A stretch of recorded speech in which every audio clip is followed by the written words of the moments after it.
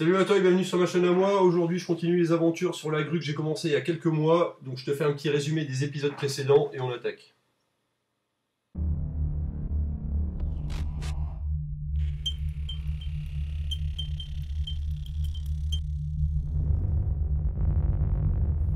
Je suis sur un petit dépannage sur une grue Brofaucheux. Donc le problème c'est que le groupe motoréducteur tournait un petit peu dans le vide. Enfin on a tout sorti en fait.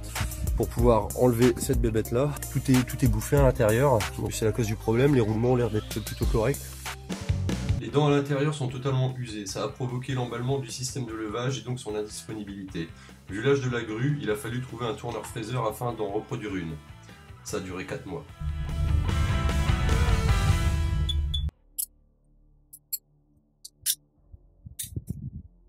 On va continuer la petite aventure sur la grue. Donc là je vais retourner là-haut. La grue n'a pas bougé depuis environ 4 voire 5 mois. Donc il y a peut-être des roulements qui ont grippé. Voilà où est-ce qu'on en est. On se dit à tout de suite. On fait pas trop le fier en fait. Hein. C'est marrant d'être en haut mais petite appréhension quand même. Après 5 mois, on revérifie que ce qui fonctionnait fonctionne toujours et on attaque la remise en place de la nouvelle roue dentée. Tu remarqueras que l'ancienne est en un seul morceau et que la nouvelle est en 3 parties. Ça, c'est un plan qui sert à rien, mais qui donne l'impression que je sais de quoi je parle. On l'a remis morceau par morceau, c'est plus facile, puis on referme. Malheureusement, elle était un peu trop large pour refermer, le tourneur avait prévu une marge de quelques dixièmes de chaque côté qu'il a rectifié. On en profite pour régler le problème de montée-descente du levage et de contrôler les sécurités. Ok, donc là on est dans le tableau principal, donc on a cam 3 à droite qui doit s'activer à la mise sous tension. Le courant ne passait pas entre les bandes 61 et 62, ce qui fait qu'on a inversé avec le contact d'à côté et c'est avéré que c'était donc le contacteur auxiliaire. Donc je rappelle au passage NC normally close, contact normalement fermé, 53-54, on se termine par 3 et 4, contact normalement ouvert. Voilà, donc là on a interverti, on a nettoyé les cosses et on va resserrer les vis. Voilà. Donc là je suis en train d'inspecter la sécurité du tambour en niveau haut et niveau bas. Donc à ce niveau là on a le tambour pour lequel il y a cap du treuil qui monte.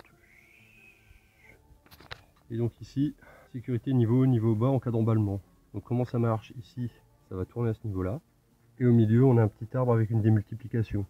Avec deux sécurités, une cam ici et on a pareil de l'autre côté. Avec la démultiplication, celui-là quand il est en bas il arrive au niveau du contacteur. Et quand il arrive tout en haut, il vient couper le contact. Et c'est pareil de l'autre côté pour la montée. Voilà, donc là, ce qu'on peut faire pour vérifier, voilà, on voit bien la lame, on entend le petit clic.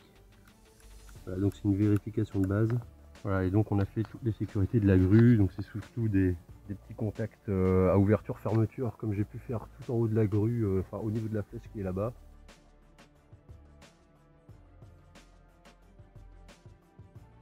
Le tourneur est passé quelques jours plus tard et a rectifié le problème. Quant à moi, je dois remonter et régler le problème du chariot.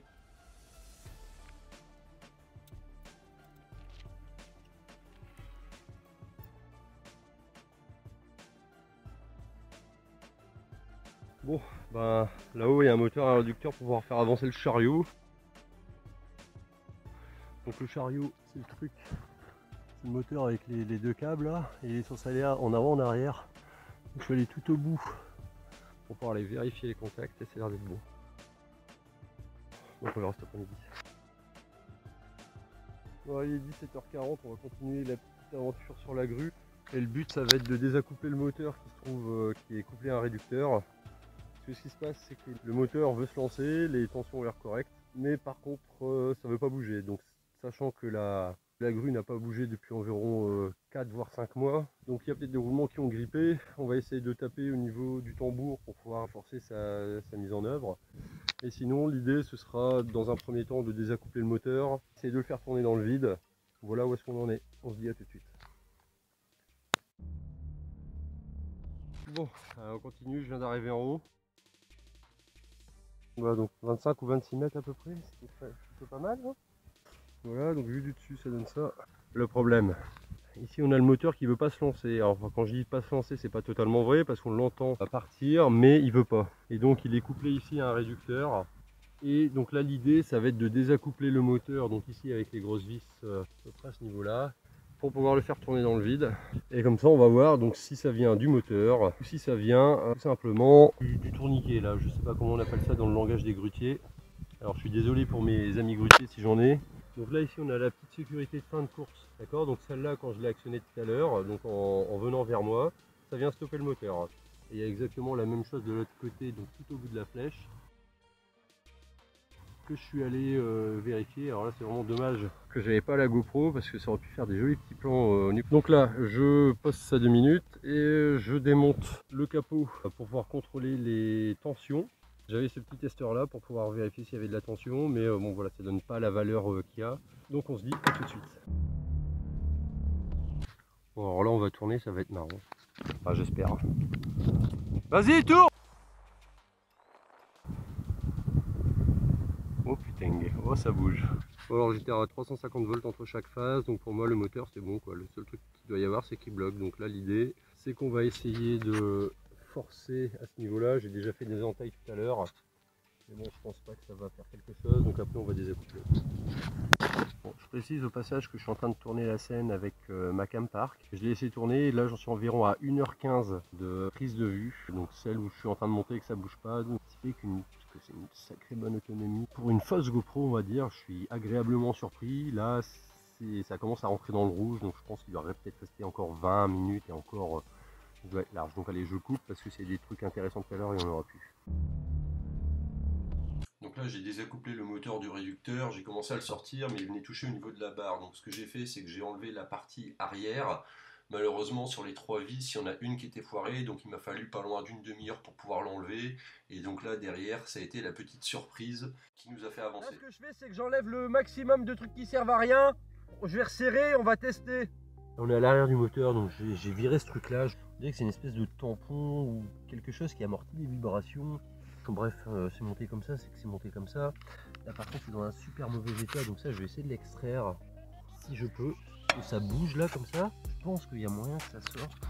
Je vais essayer de le retirer comme ça. Au mieux ce qu'on fera c'est qu'on le grattera, puis on refera ça propre quoi.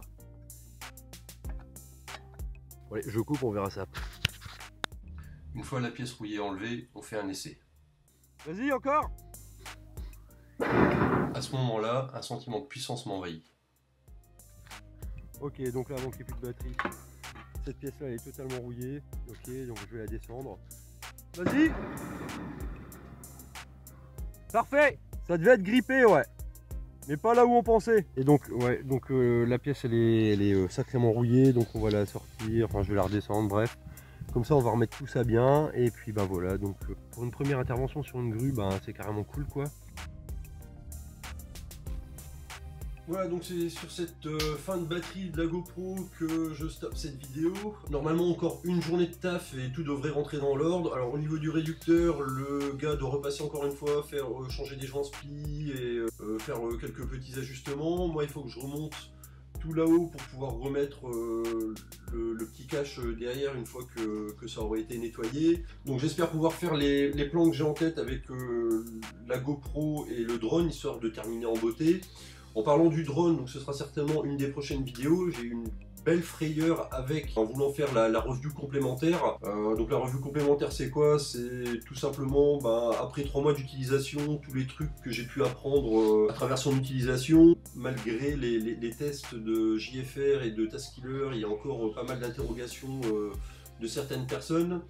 Et sachant que j'ai monté un petit groupe Facebook sur le drone, j'ai encore appris pas mal de trucs, donc ce sera on va dire une review complémentaire. J'ai eu chaud un petit peu aux fesses, donc je t'en dis pas plus, je ne te spoile pas.